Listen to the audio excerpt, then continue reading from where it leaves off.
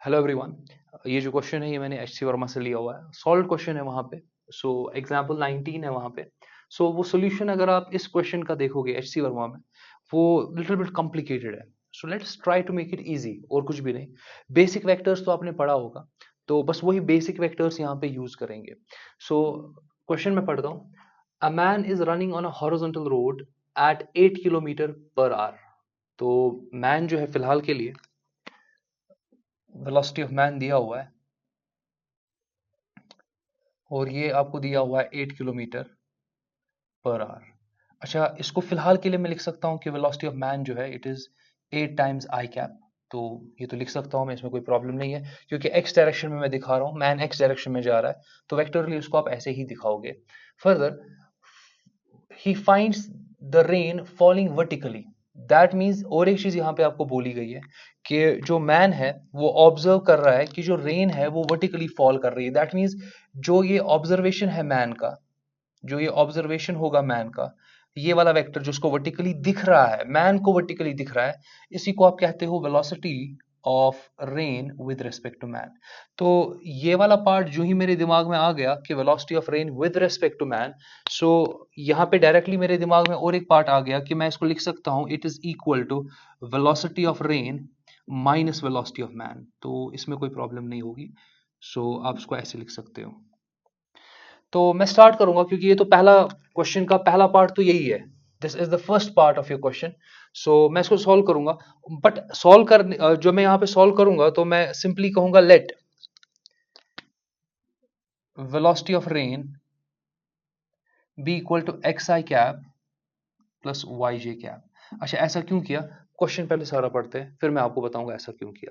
सो फिलहाल के लिए, a man running on a horizontal road at 8 kilometre per hour he finds the rain falling vertically. तो उसको लग रहा है कि रेन वर्टिकली फॉल कर रही है। एक्चुअल में रेन वर्टिकली फॉल नहीं कर रही होगी, किसी एंगल पे कर रही होगी। बट जो ही मैन ने स्टार्ट किया चलना, एग्जैक्टली क्या हो जाएगा कि उसको फिर लगेगा कि रेन वर्टिकली आ रही है।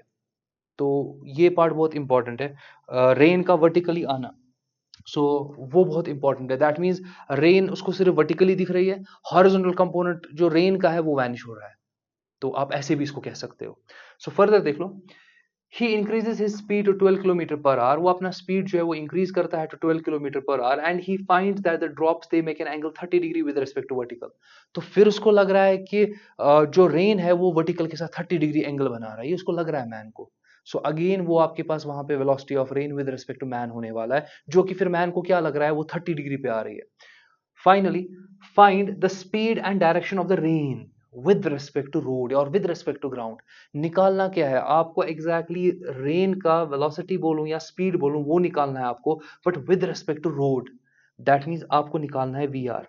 इसीलिए मैंने एज्यूम किया कि फिलहाल के लिए लेट अस एज्यूम कि वी आर आपका है x I cap plus Y J cap. तो इसमें कोई प्रॉब्लम होगी नहीं। फर्दर, अगर मैं यहाँ पे बात करूं, सो आपको एग्जैक्टली वी आर हमने एज्यूम किया, वी एम आपको पता है, तो आप निकाल सकते हो यहाँ पे सीधे कि velocity of rain with respect to man जो होगा, it will be equal to, आपके पास ये होता है V R minus V M. तो वी आर की जगह पे क्या लिख दोगे, एक्स आई कैप, प्लस आप लिख दोगे यहाँ पे वाई जे कैप, और फिर माइनस क्या कर दोगे, 8 आई कैप।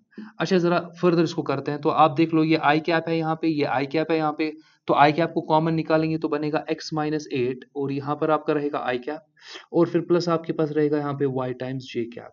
सो इंपॉर्टेंट बात ये है, this is the velocity of rain with respect to man, और मैन यहाँ पे चल रहा है 8 स्पीड के साथ। मगर आपको क्वेश्चन में वहीं से दिया है कि मैन को लग रहा है कि रेन वर्टिकली गिर रही है। अगर रेन वर्टिकली गिर रही है, दैट मीन्स जो velocity of rain with respect to man जो कि वर्टिकली गिर रही है, उसका एक्स कंपोनेंट कुछ नहीं होगा, सिर्फ उसका वाई कंपोनेंट होगा, क्योंकि मैन को लग रहा है रेन वर्टिकली गिर रही है। वाई कंपोनेंट होगा उसका, एक्स कंपोनेंट यहां पे नहीं होगा। दैट मीन्स एक्स कंपोनेंट को जीरो कर सकते हैं। सो दैट मीन्स क्वेश्चन के हिसाब से rain with respect to man तो वर्टिकली फॉल हो रही है, तो इसके पास सिर्फ वर्टिकल कंपोनेंट होगा अभी रेन वेक्टर के पास, इसके पास कोई हॉरिजॉन्टल कंपोनेंट नहीं होगा। सो हॉरिजॉन्टल कंपोनेंट को इक्वेट कर सकते हो जीरो के। सो एक्स माइनस 8 को आप जीरो के बराबर पुट करो, एक्स का वैल्यू आपको 8 मिल गया। सो फिलहाल के लिए आप बोल सकते हो कि पूरे वी आर वेक्टर में एक्स पता चल गया, एक्स का वैल्यू 8 है। तो ये तो आसान था। अब आपका y का वैल्यू देखना है कि y का वैल्यू कैसे निकालें। सो दूसरी कंडीशन देखते हैं। दूसरी कंडीशन में आपको बोल रहा है कि मैन जो है अब वो इंक्रीज कर रहा है to his speed to 12 kilometre per hour. That means अब आपके पास वेलोसिटी ऑफ मैन जो है वो आपका 12 आई कैप हो रहा है, तो इसमें तो कोई प्रॉब्लम है नहीं। और फिर आपको बोला जा रहा है कि जो आपके पास velocity of rain with respect to man है वो एंगल 30 डिग्री बना रहा है with respect to vertical. That means अगर ये आपका वर्टिकल है तो रेन कुछ इस तरीके से आ रही है। आप this is velocity of rain with respect to man और ये 30 डिग्री एंगल बना रहा है वर्टिकल के साथ। सो अगेन इसमें कोई प्रॉब्लम तो होनी नहीं चाहिए। बट अगर मैं यहाँ पे बात करूं सो मैं अगेन बोलूंगा कि velocity of rain with respect to man होता क्या है। सिंपल, मैं कुछ ज्यादा मुश्किल नहीं बनाना चाहता हूं इसको, बहुत आसान यहां पे करना चाहता हूं इस क्वेश्चन को। So velocity of rain with respect to man क्या होता है, वो होता है आपके पास velocity of rain minus velocity of man, इसमें कोई प्रॉब्लम है नहीं। अच्छा, वेलोसिटी ऑफ रेन जो आपके पास है वो तो आपको पहले ही पता है, हमने एज्यूम किया it is x I cap, फिर प्लस आपके पास आएगा वाई जे कैप, तो कोई प्रॉब्लम नहीं है यहाँ पे। माइनस जो आपके पास वेलोसिटी ऑफ मैन है, अब तो वो 12 आई कैप है, तो माइनस 12 आई कैप करता हूं, तो कोई प्रॉब्लम नहीं है। फर्दर देख लो, यहां पर अगेन आप आई कैप और आई कैप को यहां पे कॉमन ले सकते हो, तो x माइनस 12 आ जाएगा और ये आपका यहां पे आ जाएगा आई कैप, फिर प्लस आपके पास आएगा y टाइम्स जे कैप।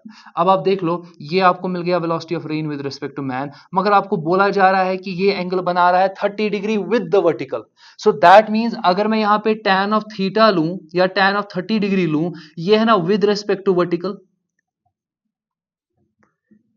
तो tan ऑफ 30 डिग्री यहां पे आपको लेना है, तो वेक्टर तो ये है। अब इसी वेक्टर का डायरेक्शन निकालने के लिए tan 30 डिग्री ले लो, विद रिस्पेक्ट टू वर्टिकल लेना पड़ेगा ना। सो वो आपका किसके बराबर होगा, इट इज इक्वल टू, अगर आप विद रिस्पेक्ट टू वर्टिकल ले रहे हो तो वर्टिकल आपका कंपोनेंट नीचे आता है डिनोमिनेटर में। एक बार और कहूंगा, अगर आप एंगल ले रहे हो ना with respect to vertical, so ratio में क्या करना होता है कि आपको डिनोमिनेटर में वर्टिकल वाला पार्ट लेना पड़ेगा, वर्टिकल कंपोनेंट, और ऑटोमेटिकली हॉरिजॉन्टल आपका ऊपर आ जाएगा। सो अगर आपको ये नहीं पता, ये चीज सीखो। अगर आपको बोला गया होता कि एंगल 30 डिग्री बना रहा है विद रिस्पेक्ट टू हॉरिजॉन्टल, तो तब आप tan 30 ही लिखते, मगर अब हॉरिजॉन्टल के रेस्पेक्ट में बना रहा है। हॉरिजॉन्टल के रेस्पेक्ट में बनाने का मतलब कि डिनोमिनेटर में आपका horizontal component, that means I component का कोफिशिएंट यहां पे आएगा। तो समझ में आया। सो अभी ये एंगल किसके साथ बन रहा है, with respect to vertical. So denominator में आपके वर्टिकल कंपोनेंट का कोफिशिएंट आएगा। वर्टिकल कंपोनेंट तो ये पूरा है, इसमें जे के आपका कोफिशिएंट y है, इसको मैंने डिनोमिनेटर में रखा, ऑटोमेटिकली आपका x माइनस 12 जो है वो तो आपका न्यूमिनेटर में आ गया। अब tan 30 कुछ नहीं आपके पास, वो होता है 1/√3, तो इसमें कोई प्रॉब्लम है नहीं। और एक चीज अगर आपको पता होगी, आपका x का वैल्यू जो था वो 8 निकल गया था, आप देख सकते हो x का वैल्यू जो है वो 8 निकला हुआ है। सो आप सीधे बोल सकते हो यहां पर x की जगह पे 8 पुट करो, माइनस 12 कर दो, डिवाइडेड बाई वाई, ये आपका 1/√3 आएगा। अच्छा, फर्दर थोड़ा सॉल्व करते हैं। -4 अपनी जगह पे रहेगा, 8 माइनस 12 -4 आएगा, डिवाइडेड बाई वाई किसके बराबर, 1/√3। अब देख लो, ये √3 जो है यहाँ पे ट्रांसपोज कर लो, y को यहाँ पे ले जाओ, सो आपका जो y है किसके बराबर आएगा, -4 टाइम्स √3, ये तो निकल गया y भी। तो अब आप क्या कर सकते हैं, आप सीधे बोल सकते हैं कि जो आपके पास वेलोसिटी ऑफ रेन है, जो हमने लिया था x I cap plus Y J cap, तो वो आपके पास x जो है आपका वो शायद 8 आया था, तो 8 आई कैप लिख दोगे, फिर माइनस y यहां पर आपके पास आएगा 4/√3। अच्छा, प्लस था ना, मगर y आपने देखा कि y यहाँ पे -4 है, सो वहां पे लिख दूंगा -4√3, और ये आपके पास आएगा j कैप।